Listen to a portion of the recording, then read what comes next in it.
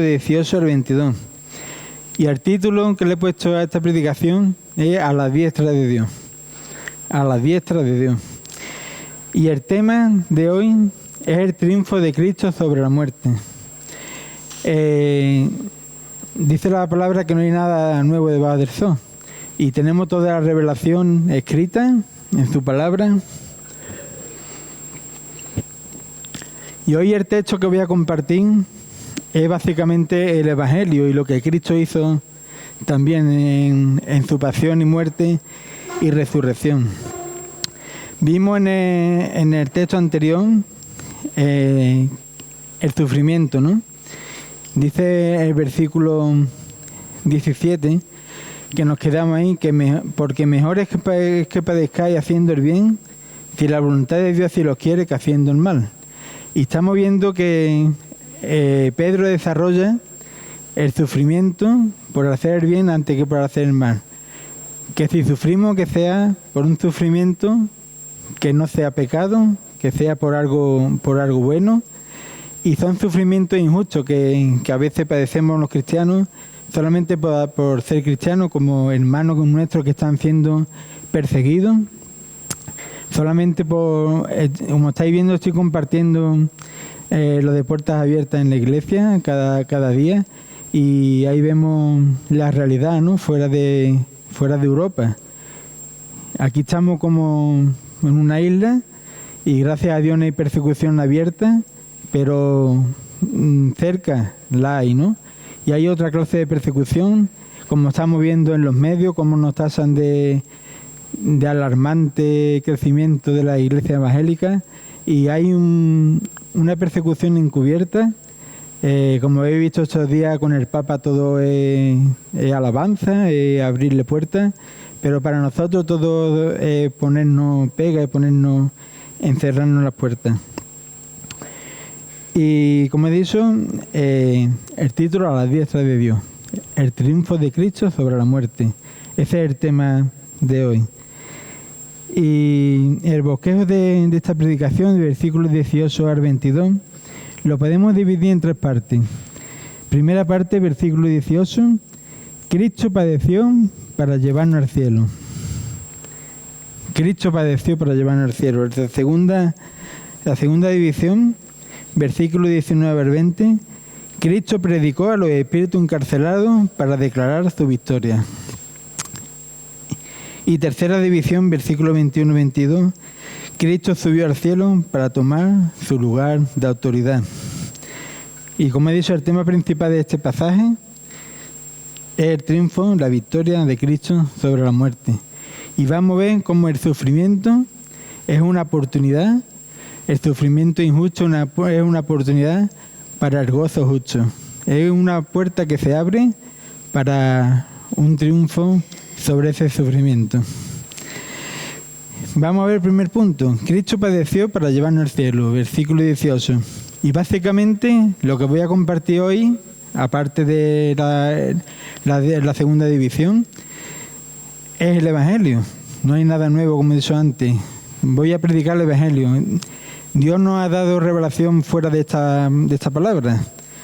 Y eso es lo que voy a compartir. La palabra, lo que Dios quiere decirnos en su palabra, y básicamente el Evangelio. Nos dice el versículo 18, porque también Cristo padeció. Ahí vemos su pasión, vemos la pasión de Cristo. Permitidme, voy a leer primero el texto en el completo. Primera de Pedro, capítulo 3, versículos del 18 al 22. Dice así la palabra del Señor: porque también Cristo padeció una sola vez por los pecados, el justo por los injustos, para llevarnos a Dios, siendo a la verdad muerto en la carne, pero vivificado en el Espíritu, en el cual también fue y predicó a los espíritus encarcelados, los que en otro tiempo desobedecieron cuando una vez esperaba la paciencia de Dios en los días de Noé, mientras se preparaba el arca, en la cual pocas personas de 100 osos fueron salvadas por agua. El bautismo que corresponde a esto ahora nos salva, entre paréntesis pone, no quitando la inmundicia de la carne, sino como la aspiración de una buena conciencia hacia Dios. Ahora nos salva por la resurrección de Jesucristo, quien habiendo subido al cielo está a la diestra de Dios, y a él están sujetos ángeles, autoridades y potestades, a la diestra de Dios. Y el versículo 18 comienza con un porqué, y el porqué nos vincula con el versículo anterior que antes leí. Y el contexto que estamos viendo en la epístola de Pedro es el sufrimiento injusto. Los cristianos sufrimos a veces injustamente por hacer lo bueno, por alabar a Dios, por reunirnos, por adorarlo y por el hecho simplemente de ser cristianos. Y dice la palabra que Cristo padeció una sola vez. Como sabéis, en el Antiguo Testamento el sacerdote tenía que entrar una vez al año.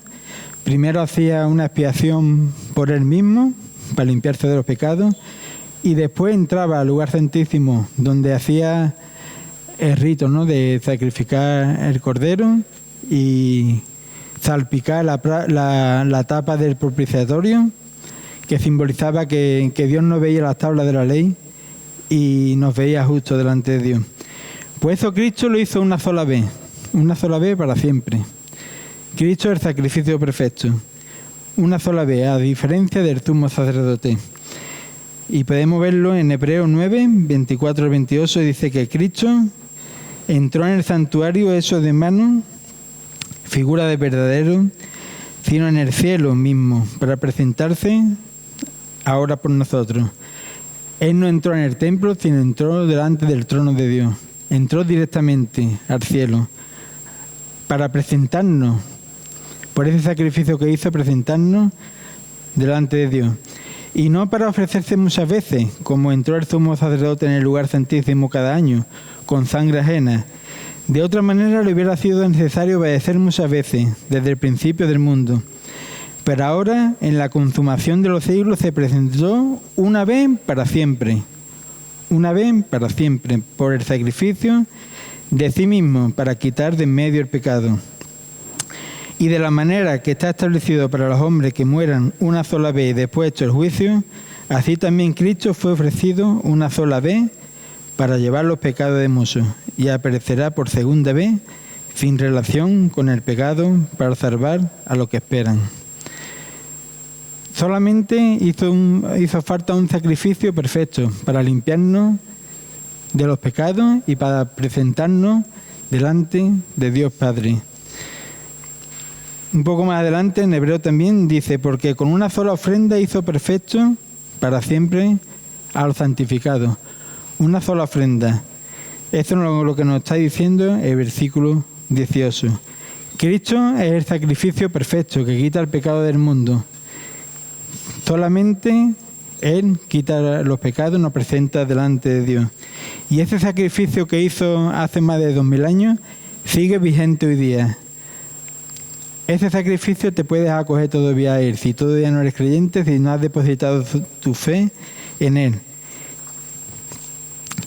Dice el versículo 18, el justo por los injustos. El justo por los injustos. Jesús sufrió injustamente. Estamos viendo que Cristo, estamos viendo el contexto, el tema de Primera de Pedro, que es el sufrimiento injusto. Y Cristo sufrió injustamente. Él no tenía por qué sufrir, pero lo hizo por amor por nosotros.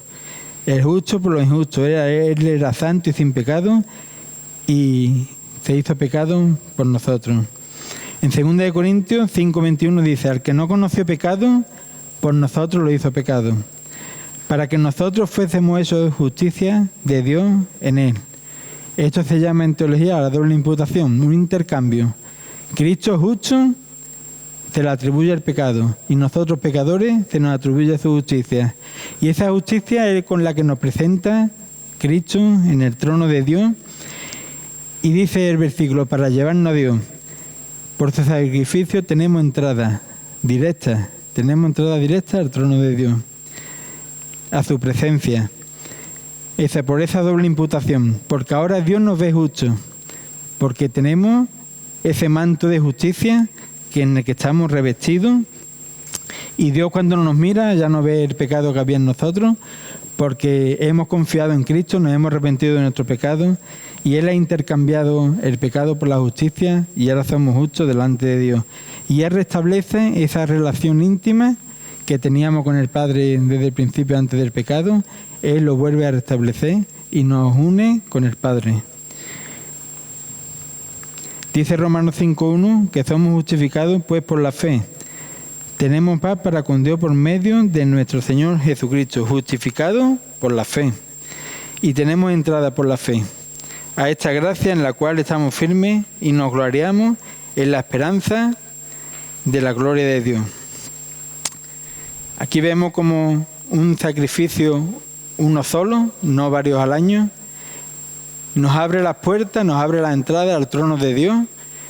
Cristo intercambia ese pecado por la justicia y el Padre nos ve justo. Como estáis viendo, no estoy contando nada nuevo. Si alguien esperaba que contara algo nuevo, no puedo contar nada nuevo. Porque la Biblia, el canon está cerrado y lo que hay aquí en la Biblia es lo que voy a predicar. Y es lo que voy a enseñar. No puedo inventarme algo nuevo.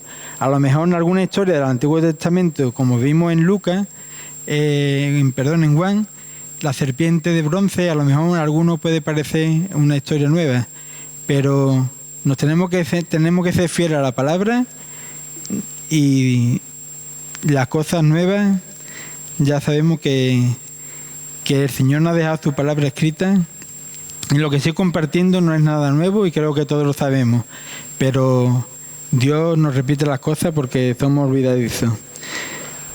Bueno, somos justificados por la fe en Cristo. Cristo murió una sola vez por los pecados, nos dio entrada al Padre, entrada directa, y Él nos ha justificado delante de Dios y ha restablecido esa relación que teníamos con el Padre. Y dice, siendo la verdad muerto en la carne, pero vivificado en espíritu.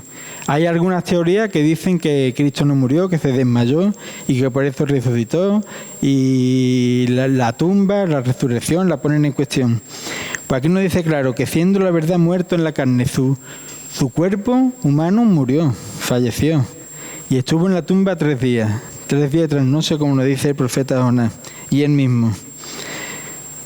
Pero dice que fue vivificado en espíritu. Su espíritu se levantó y al 3er día su cuerpo se levantó con su espíritu. El espíritu no puede morir. Dice Eclesiastés 3:11 que todo lo hizo hermoso en su tiempo y ha puesto eternidad en el corazón de ellos, sin que alcance el hombre a entender la obra a la que ha hecho Dios desde el principio hasta el fin. Eternidad en el corazón de ellos. El hombre no es eterno como Dios es eterno, pero una vez que nace, ya su espíritu no muere. Unos resucitarán para vida, otros resucitarán para muerte, que es la segunda muerte. Entonces, tenemos que tener en cuenta que una vez que nacemos, nuestro espíritu es eterno, lo dice la palabra de Dios. ¿A dónde vas tú? ¿Vas a ir al cielo? ¿Vas a confiar en Cristo? ¿Te arrepientes de tu pecado y pones tu confianza en Él y vas al cielo? Si no lo haces, la otra forma ya sabemos que es el infierno. Vivificado, fue vivificado en espíritu. Vivificado significa que alguien te da vida o que tú mismo revives. Es la acción de reavivar, de nacer de nuevo, de recibir vida. Y aquí vemos cómo la obra de la Trinidad actuó en la resurrección de Cristo. El Espíritu Santo levantó a Jesús de los muertos. Lo podemos leer en Romanos 8, versículo 11. Y si el Espíritu de aquel que levantó de los muertos a Jesús mora en vosotros, el Espíritu, el que levantó de los muertos a Cristo Jesús, el Espíritu vivificará también vuestros cuerpos mortales por su Espíritu que mora en vosotros. Aquí vemos en acción al Espíritu Santo que tiene que ver que levantó a Jesús de los muertos. Pero no quede tampoco, estamos viendo la Trinidad en acción. Dios el Padre levantó a Jesús de los muertos también. Y todo es verdad. Gálatas 1:1. Pablo, apóstol, no de hombre, ni por hombre, sino por Jesucristo y por Dios el Padre, que lo resucitó de los muertos. y por Dios el Padre que lo resucitó de los muertos. Ya vemos al Espíritu Santo y a Dios el Padre resucitando a Cristo de los muertos. Pero es que sigue más, porque Cristo, como sabemos, también es Dios y forma parte de esa Trinidad. Y Él también declaró que Él tenía poder para poner la vida y poner para levantarla. En Juan 10:18 dice: nadie me quita la vida, sino que yo de sí mismo la pongo. Tengo poder para ponerla y tengo poder para volver a tomar. Este mandamiento recibí de mi Padre. Pues aquí vemos que Cristo murió una sola vez por los pecados, que Cristo nos ha abierto las puertas al trono de la gracia y nos ha dado acceso directo y nos ha entrado a la presencia de Dios. Que hay una doble imputación. Cristo cargó en Él todos los pecados del mundo y Él cargó en nosotros esa justicia que nos da entrada al Padre y abrió el camino a Dios. En definitiva, en comparación con el Antiguo Testamento, que tenían que estar sacrificando el Cordero cada año, Cristo lo hace de una vez por todas y para siempre. Y ese sacrificio está vigente ahora mismo. Está vigente ahora mismo. Si hay alguna persona que no conoce a Cristo todavía, que no se ha arrepentido de su pecado y no ha puesto su fe en Él, ahora es el momento. Y ese sacrificio queda vigente, está en vigor. Un sacrificio perfecto. Y ya hemos visto la primera división. Cristo padeció para llevarnos al cielo. Ese fue su propósito.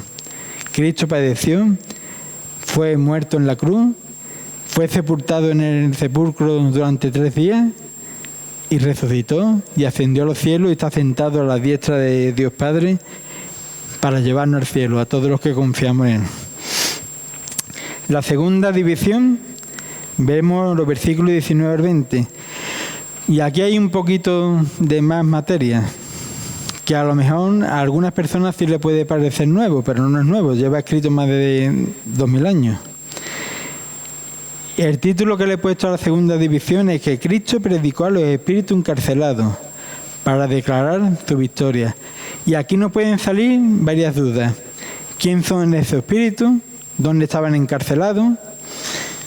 ¿Por qué fue Cristo a predicar? Aquí nos salen varias dudas, varias preguntas.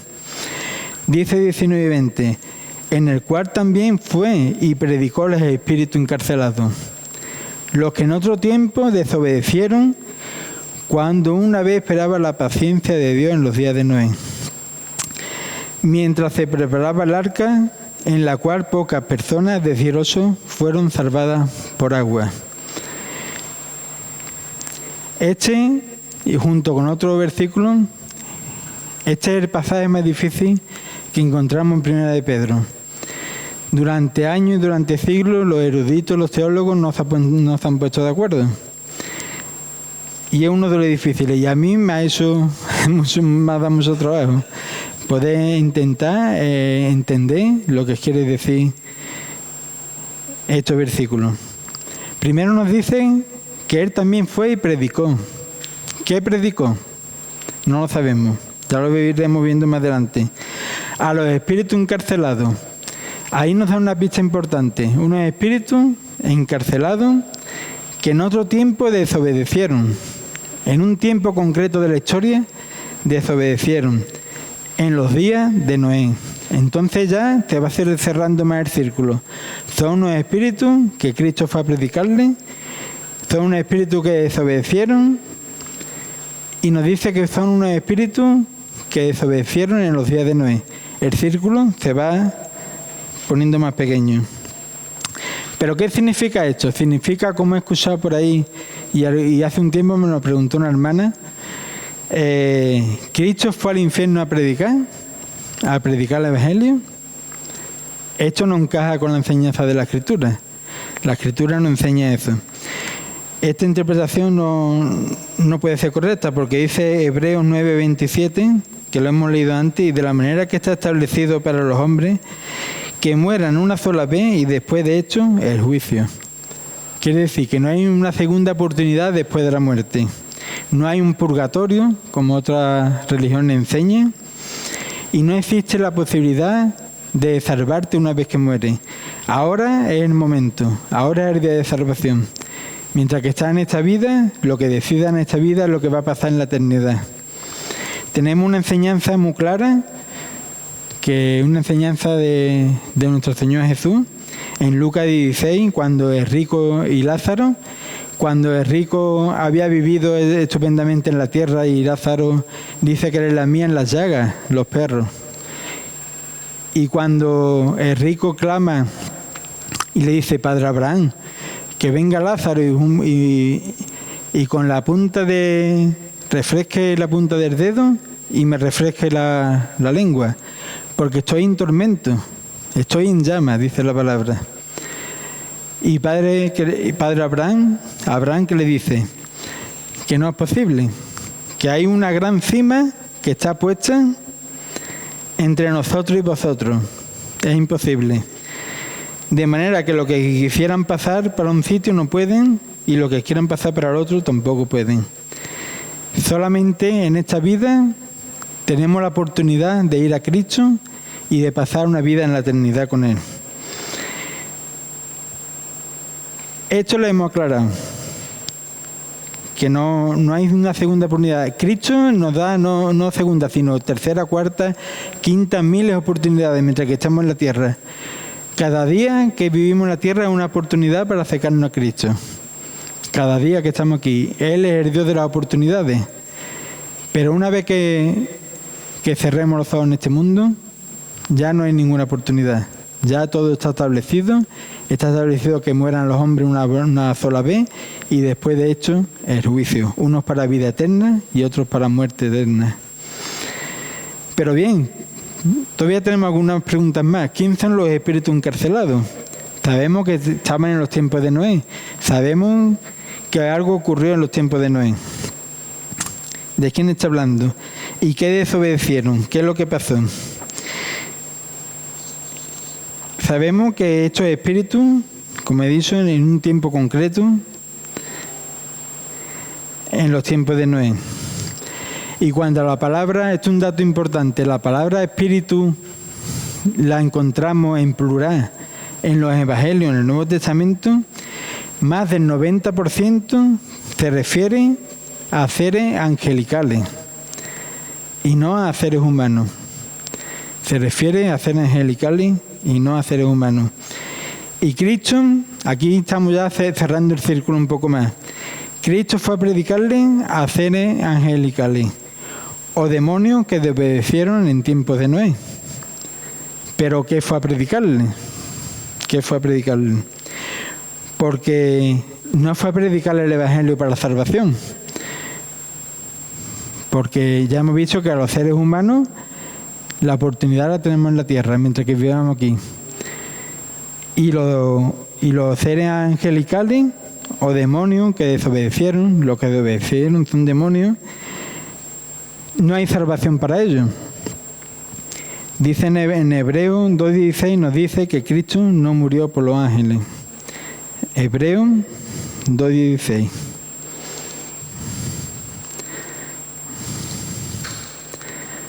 Hebreos 2:16 dice, porque ciertamente no socorrió a los ángeles, sino que socorrió a la descendencia de Abraham. No hay salvación para los ángeles.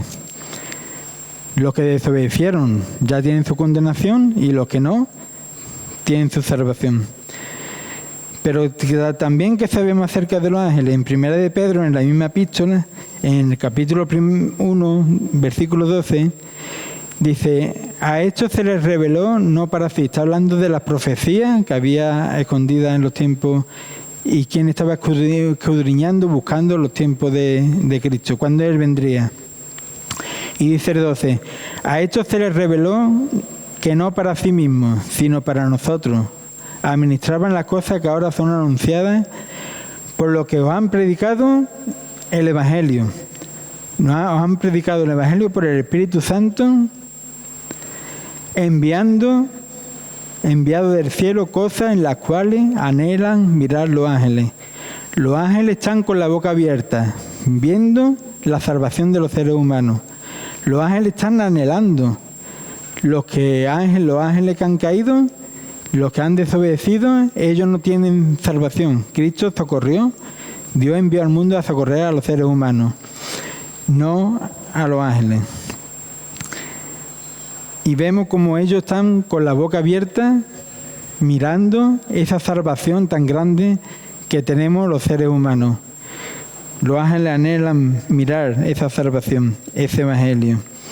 Entonces seguimos con la pregunta, pero entonces ya sabemos que no fue a predicarle a seres humanos, porque los seres humanos una vez que morimos ya tenemos nuestro destino.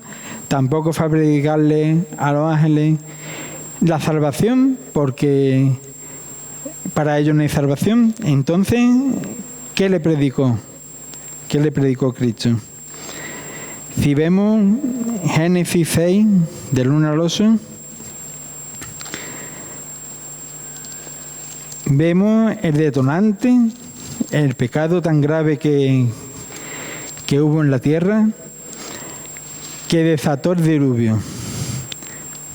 Capítulo 6, versículo del 1 al 8. Dice que aconteció que cuando comenzaron los hombres a multiplicarse, sobre la faz de la tierra le nacieron hijas, que viendo los hijos de Dios, quedar con esta frase, que viendo los hijos de Dios, que las hijas de los hombres, hijos de Dios, hijas de hombres, eran hermosas, tomaron para sí mujeres, escogiendo entre todas. Y dijo Jehová: no contenderá mi espíritu con el hombre para siempre, porque ciertamente él es carne, mas serán sus días 120 años. Había gigantes en la tierra en aquellos días, y también después de que se llegaron los hijos de Dios a las hijas de los hombres. Hace una diferencia, hijos de Dios, hijas de los hombres. Y les engendraron hijos. Y tal fue el pecado y vio, versículo 5, y vio Jehová que la maldad de los hombres era mucha en la tierra, y que todo designio de los pensamientos del corazón de ellos era de continuo solamente el mal. Y se arrepintió Jehová de haber hecho al hombre en la tierra, y le dolió en su corazón. Y Jehová raerá, y dijo Jehová: raeré sobre la faz de la tierra a los hombres que he creado, desde el hombre hasta la bestia, hasta el reptil y las aves del cielo, pues me arrepiento de haberlo hecho. Y el versículo 8 nos da un rayo de esperanza. Pero Noé halló gracia ante el ojo de Jehová. Tal fue el pecado tan grave que hubo aquí en los tiempos de Noé, que desató el diluvio. Dice que la maldad del hombre era tan mala que solamente pensaban hacer mal. Y todo fue porque los hijos de los hombres, los hijos de Dios, que ahora veremos quién son estos hijos de Dios, engendraron hijas con los hijos de los hombres. Hay una diferencia, no son los mismos. Hijos de Dios, hijos de los hombres. Y aquí tenemos también alguna pregunta. Bien, ¿quién son esos hijos de Dios? En Génesis, ya lo hemos leído, cuando los hijos de Dios se usan en el Antiguo Testamento, se refiere a seres angelicales. No se está refiriendo a seres humanos. Cuando está hablando que hubo una mezcla entre los hijos de Dios, porque podría decir los hijos de Dios con las hijas de Dios, o las hijas de los hombres con los hijos de los hombres, pero hay una diferencia. Y cuando se refiere a hijos de Dios en el Antiguo Testamento, está hablando de nuevo de seres angelicales.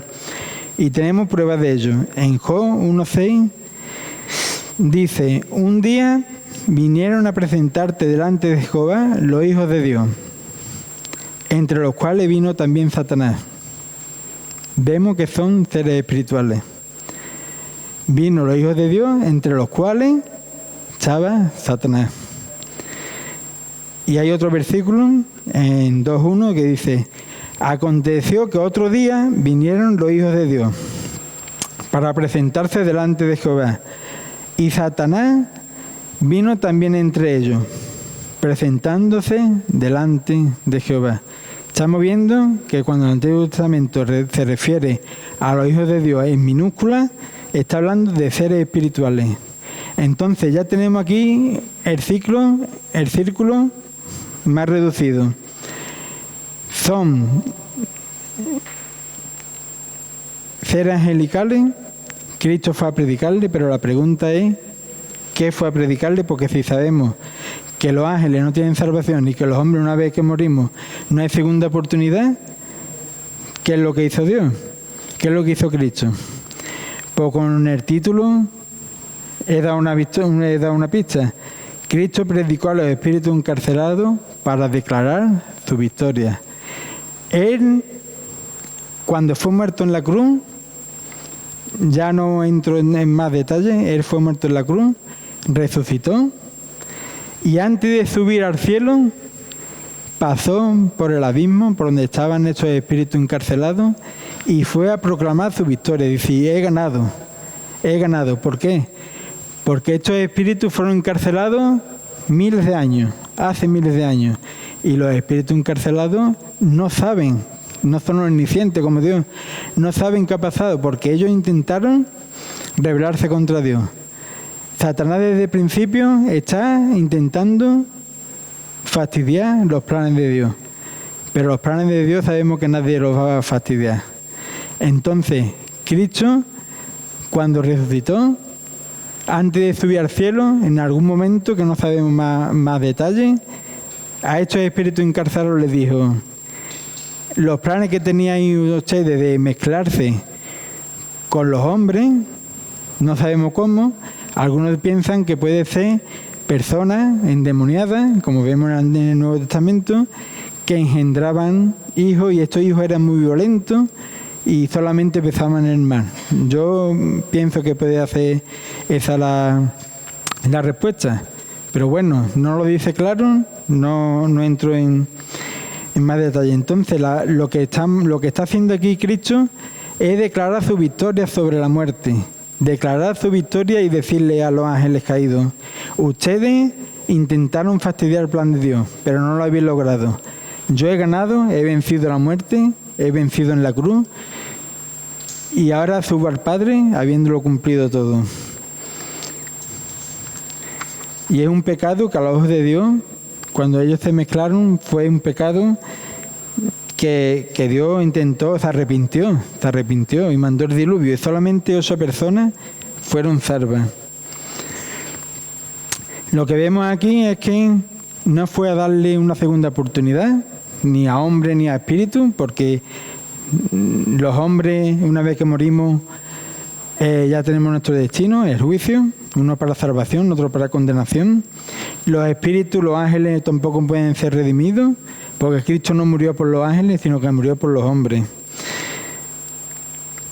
Y estos espíritus desobedecieron en una época concreta que está localizada en los tiempos de Noé. Y ya vemos lo que ocurrió en los tiempos de Noé, que intentaron mezclarse para derribar el plan de Dios, los ángeles, con los hombres, para que no pudiera ser redimido esa raza.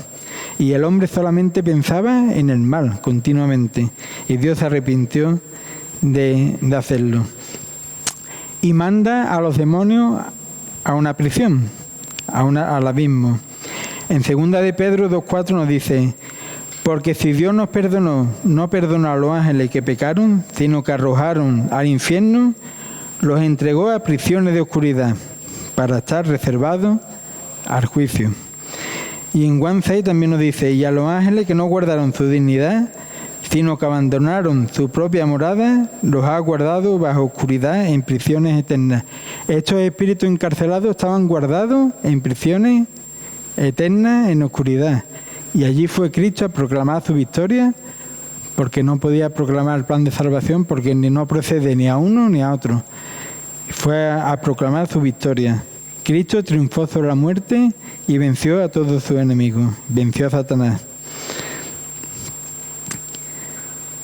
La victoria de Cristo es algo que debemos de anunciar. Toda persona necesita saber que Cristo venció en la cruz, que Cristo resucitó. Todos necesitamos en algún momento de nuestra vida, y amigos, familiares, personas, vecinos, necesitan saber esta verdad, que Cristo triunfó sobre la muerte y venció.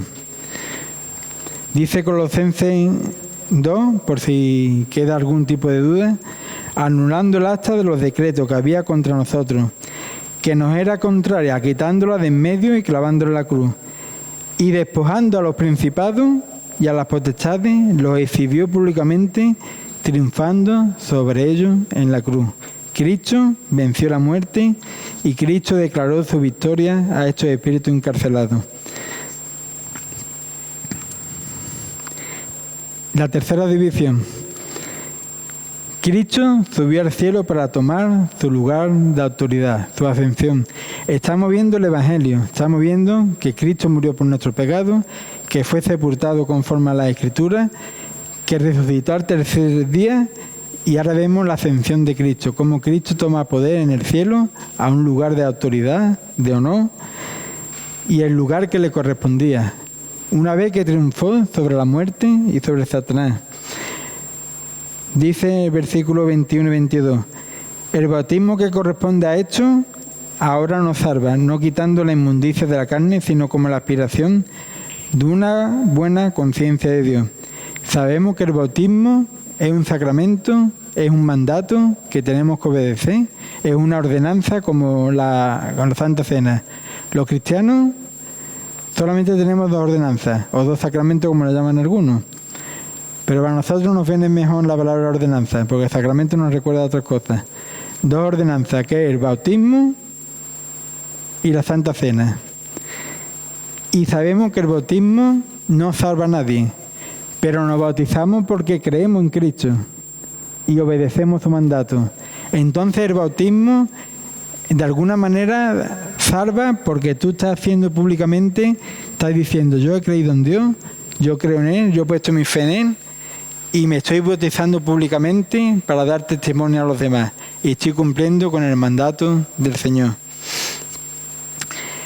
El agua en el diluvio simbolizaba la muerte al pecado, porque todos los que no estaban montados en el arca, que fueron 8 personas, fueron salvas, pero los que no, fueron ahogados y fueron muertos. Y simboliza la muerte. Cuando el creyente, cuando nosotros bajamos al agua, estamos simbolizando lo mismo, nuestra muerte y nuestra sepultura.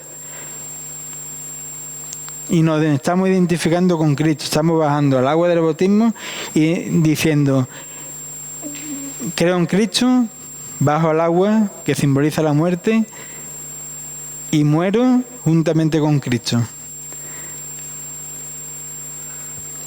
Pero luego, cuando subimos, estamos diciendo, he resucitado con Cristo, me identifico con Cristo en su muerte y su resurrección, y ahora tengo vida eterna, tengo una vida nueva. Y también es un compromiso a vivir una vida nueva delante de Dios. Es un compromiso que hacemos públicamente de decir, yo creo en Cristo, me bautizo, muero al pecado, en el agua dejo al hombre antiguo, dejo al hombre pecador. Y me está acordando de una frase que creo que la dijo Lutero. Dice, tú no, cuando te bautizaste, no dejaste al hombre muerto. Dice, sí, pero sabía nadar. El muy cobarde sabía nadar, porque había momentos en su vida que aparecía el hombre antiguo. Pues eso quiere decir el bautismo, que nos identificamos con Cristo en su muerte, cuando bajamos al agua, y nos identificamos en Cristo en su resurrección, para vivir una vida nueva. Ya no vivimos como vivíamos antes. Una vez que estás bautizado, tienes un compromiso delante de Dios a vivir una vida nueva, una vida que agrade a Cristo.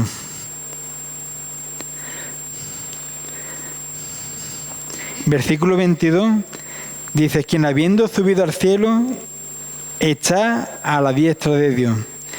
Y a él están sujetos ángeles, autoridades y potestades. Después que Jesús terminó su obra, culminó su plan, vino a buscar y a salvar lo que se había perdido, murió en la cruz por nuestros pecados, resucitó al tercer día, de paso le proclamó, le anunció a los espíritus encarcelados que él había vencido y subió al cielo y está a la diestra de Dios Padre. Está en el lugar que merece nuestro Dios, está en el lugar que merece nuestro Cristo. en un lugar de honor, en un lugar de majestad, de autoridad y en un lugar de poder. Él está a la diestra de Dios Padre.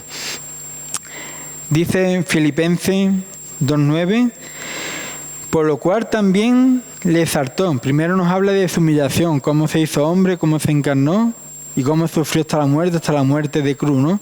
Y dice, por lo cual Dios también le exaltó hasta lo sumo, hasta lo más alto, y le dio un nombre que es sobre todo nombre, para que en el nombre de Jesús se doble toda rodilla de lo que está en los cielos y en la tierra y debajo de la tierra, y toda lengua confiese que Jesucristo es el Señor, que Jesucristo es Dios, que Jesucristo es nuestro Dios.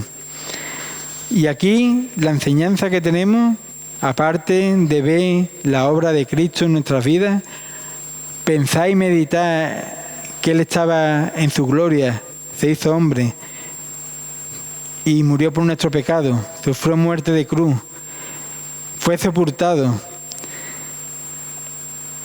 y subió a los cielos. Solamente tenemos una palabra, que es gracia.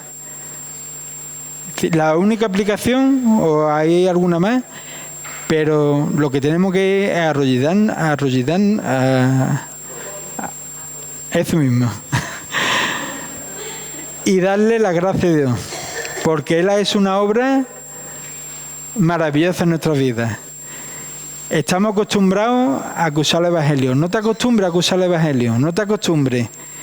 Desacostúmbrate, desaprende lo que has aprendido, porque el Evangelio es una maravilla. El Evangelio, Dios ha hecho un milagro en cada uno de nosotros que estamos aquí, si tienes a Cristo. Si hay alguna persona que no tiene a Cristo en este momento, no espera mañana, porque no sabe lo que puede pasar mañana.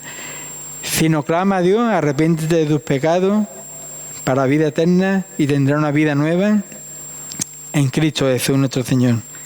Y el punto también que nos está enseñando aquí, estamos viendo a lo largo de la carta de Pedro que Él que nos enseña a sufrir por hacer bien, que si sufre, no sufra por pecar, que si sufre, sufre como cristiano, que si tienes que sufrir en el trabajo porque tú no quieres mentir y te dan de lado, tus compañeros, sufre por ello.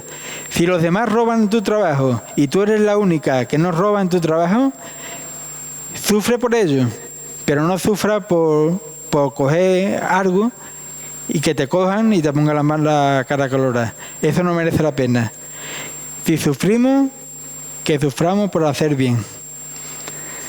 Es como cuando una mujer da a luz, está sufriendo, pero cuando llega el parto, se le olvida el sufrimiento, o eso creo por lo menos, por ese gozo, ¿no? El sufrimiento injusto puede convertirse en una oportunidad para el triunfo justo, para el triunfo más grande en la vida. Una comparación que no se puede comparar, es que he intentado buscar, a lo mejor ustedes la encontré mejor que yo. Un estudiante, alguien que se presenta a unas posiciones. Yo me presenté a 2 de correo, las 2 la aprobé. No, me presenté a 3, pero la primera también la aprobé. Yo no salía de casa, solamente era estudiar. Mi mujer iba sola al parque con los niños, sábado y domingo estudiando, y tengo el gozo de la satisfacción que la aprobé y con buenas notas. Pero como era concurso de oposición, los que tenían más puntos por la experiencia de trabajo de cartero me pasaban todo, me pasaban. Entonces me quedaba siempre a las puertas, hasta que ya no han sacado más posiciones. Cuando estás opositando, estás trabajando duro, estás sufriendo porque no sales de casa, no vas con tu familia, te estás sacrificando en un sentido, porque el gozo es mayor, porque el gozo será mayor cuando vengas y apruebes esa posición y tengas esa plaza. Ya ese sufrimiento que queda atrás se te va a olvidar por ese gozo, ¿no? Entonces a veces tenemos que sufrir, pasamos por sufrimientos que a veces son injustos, pero luego el gozo que viene es justo. Es un gozo que no se puede comparar. Pero ya he dicho que este es un ejemplo que queda ahí abajo, comparándolo con el ejemplo de Cristo, ¿no? Que entregó su vida por nosotros. Y solo me queda resumir un poquito. El título, Antonio, el título que me pregunta siempre, a la diestra de Dios, a la diestra de Dios. El tema, el triunfo de Cristo sobre la muerte, la victoria de Cristo sobre la muerte en la cruz. Y declaró con fuerza a esos espíritus encarcelados: he vencido, no habéis podido conmigo, y ahora subo al Padre porque todo lo he completado. Hemos visto que Cristo padeció para llevarnos al cielo. Y ese fue su gozo. Él padeció y su gozo fue nosotros, cuando ve alma convertida y alma salvada. Que Cristo predicó a los espíritus encarcelados para declarar su victoria. Y la tercera división, que Cristo subió al cielo para tomar su lugar de autoridad. Y allí está, reinando con el Padre a la diestra de Dios, en un lugar que le pertenece de honor y de poder. El sufrimiento injusto puede convertirse en un gozo justo. Lo repito. El sufrimiento injusto, estamos pasándolo mal por circunstancias, que este es el tema principal de la carta de Pedro, el sufrimiento injusto. No lo entendemos por qué estamos sufriendo, si yo no he hecho nada malo. Es una oportunidad y se puede convertir en un gozo justo. En un gozo justo. Y tenemos un versículo para cerrar esta predicación. Hebreos 12:2 dice: puesto los ojos en Jesús, el autor y consumador de la fe, el cual por el gozo puesto delante de él sufrió la cruz. Por el gozo. El gozo era la salvación de todas las almas. Todo lo que iban a ser salvos a lo largo de la historia. Ese era el gozo que estaba puesto delante de él. Cristo fue a la muerte, fue a la cruz y te estaba visualizando. Estaba viendo por allá a los jóvenes, por allá a los mayores, por allí a los hermanos que vienen de otro país y están buscando al Señor, a los hermanos que somos de aquí. Cuando Cristo estaba clavado en la cruz, el gozo fue lo que le llevó a la cruz. Ese gozo tan grande de saber que iban a haber muchos redimidos y muchos salvados. Puesto los ojos en Jesús, el autor y consumador de la fe, el cual por el gozo puesto delante de él sufrió la cruz, menospreciando lo propio, el sufrimiento, y se sentó a la diestra de Dios. Amén. Señor y Padre, gracias por tu ejemplo.